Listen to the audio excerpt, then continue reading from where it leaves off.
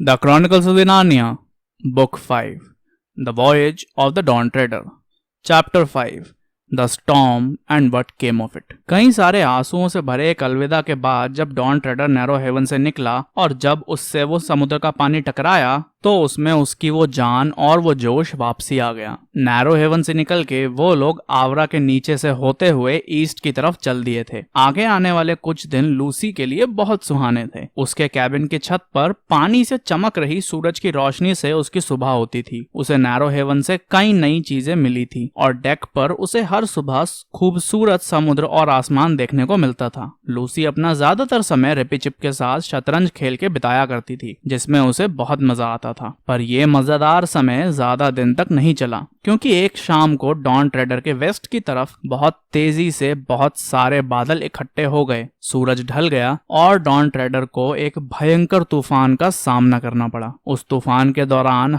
हर किसी को डेक पर बुला लिया गया, सारी आग बुझा दी गई और वो तूफान खतरनाक और अजीब दोनों था। उस जहाज की सेल एक पल में एकदम शांत थी और दूसरे ही पल फर्राटेदार हवा के कब्जे में। डॉन ट्रेडर को बहुत ही ऊंची ऊंची लहरों का सामना करना पड़ रहा था और ताकि लूसी डेक के काम कर रहे क्रू के बीच में ना आए, इसलिए वो अपने कैबिन में घुस के दरवाजा बंद कर लेती है। पर जहाज के जोर जोर से हिलने की वजह से डेक के मुकाबले जहाज के अंदर डरावनी डरावनी आवाजें सुनाई दे रही थी। और अगले दिन और आगे आने वाले सारे दिनों तक ऐसा ही चलता रहा, क्योंकि सारे क्रू के लोग डेक पर व्यस्त रहते थे, इसलिए खाना पकाने के लिए कोई भी नहीं होता था। कुछ दिनों बाद आखिरकार जब हालत थोड़ी ठीक हुई तो यूस्टस ने एक डायरी एंट्री में लिखा 3 सितंबर और लिखा कि किस तरह यह तूफान चले ही जा रहा है और किस तरह इस जहाज पर वायरलेस या कोई रॉकेट भी नहीं है और ये जहाज समुद्र में एक टब जैसा है, और कैसे मुश्किल समय में यूस्टस को चप्पू चलाने को कहकर एडमंड और कैस्पियन ने उसके साथ गुलामों जैसा बर्ताव किया। साथ ही में यूस्टस ने यह भी लिखा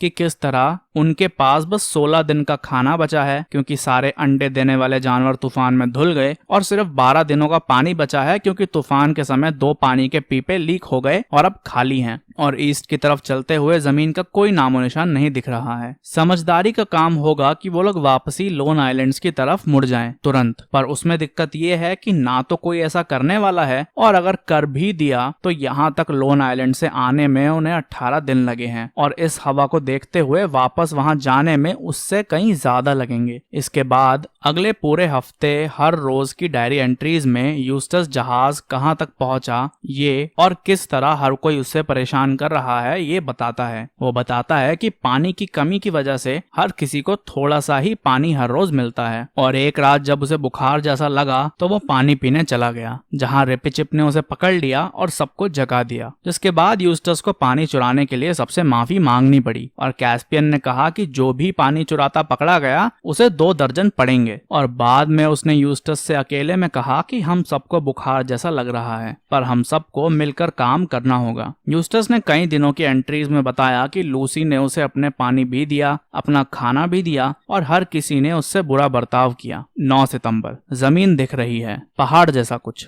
10 सितंबर पहाड़ और बड़े और साफ दिख रहे हैं, पर उन तक पहुंचने में अभी समय लगेगा। 11 सितंबर आज मछलियां पकड़ के रात के खाने में खाई और शाम के 7 बजे एंकर डाल दिया, पर कैस्पियन ने किसी को भी उस टापू पर जाने नहीं दिया, क्योंकि अंधेरा हो चुका था और उसे डर था कि वहां जंगली लोग या जानवर मिल सकते हैं, और उस तानाशाह की वजह से आज रात फिर हमें कम पानी में गुजारनी पड़ी। 11 सितंबर के बाद यूस्टस ने और डायरी नहीं लिखी। जब सुबह हुई तो उन सब ने देखा कि वो लोग एक खाड़ी में थे। उनके आसपास कई ऊंचे ऊंचे पहाड़ थे और उस खाड़ी का पानी इतना शांत था कि उन पहाड़ों की एक एक डिटेल उस पानी में दिख रही थी। वो जगह एक तस्वीर में तो बहुत खूबसूरत लगती, पर असलियत में वो जगह मेहमानों के लिए इतनी वेलकमिंग भी नहीं थी। जहाज के सारे लोग 2 नावों में भर के उस तट पर गए, जहां पास ही की नदी से सबने पेट भरकर पानी पिया और हाथ मुंह धो लिए, जिसके बाद कैस्पियन ने 4 लोगों को जहाज पर भेजा और उस दिन का काम शुरू हो गया। पानी के पीपे भर दिए गए, टूटे पीपों की मरम्मत कर दी गई गई, फटे कपड़ों को सी कर धो दिया गया, डॉन ट्रेडर की भी मरम्मत करी गई, एक शिकारी टोली भी इकट्ठी करी गई जो कि उस जंगली जमीन में मिलने वाले जानवरों को खाने के लिए पकड़ सके।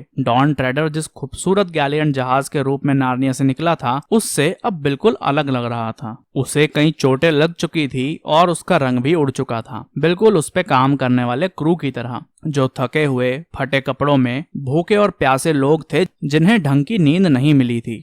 ये सारी काम की बातें सुन के यूस्टस अपने मन में बड़बड़ाए जा रहा था कि ये लोग पागल हो चुके हैं क्या। अब जाके इस जगह पर पहुंचे और इन्होंने काम भी शुरू कर दिया, जिसके बाद काम से बचने के लिए यूस्टस एक प्लान बनाता है कि वो उस खाड़ी के थोड़ा अंदर जाके इन पहाड़ों पर कोई हवादार जगह ढूंढ के एक लंबी नींद लेगा और एक ऐसी जगह रहेगा जहां से उसे डॉन ट्रेडर दिखता रहे। इस योजना को बनाने के बाद यूस्टस बिना कोई समय गवाए दबे पांव वहां से पीछे की तरफ निकल गया और कई सारे ब्रेक्स के बाद एक ऐसी जगह पहुंच गया जो इतनी ऊंची थी जहां से उसे वो तट बहुत छोटा दिख रहा था और कई मीलों दूर तक का समुद्र भी दिख रहा था। उस जगह पर बहुत ज्यादा धुंध थी पर कोई ठंड नहीं थी। उसे एक जगह मिली जो उसे अच्छी खासी आरामदायक लगी और वो वहां पसर गया, पर वो आराम ज्यादा देर तक नहीं टिका। ये सब बहुत धीरे धीरे हुआ, पर यूस्टस ने उस जगह पसरने के बाद जब उस जगह का भयंकर सन्नाटा महसूस किया तो उसे अकेला लगने लग गया,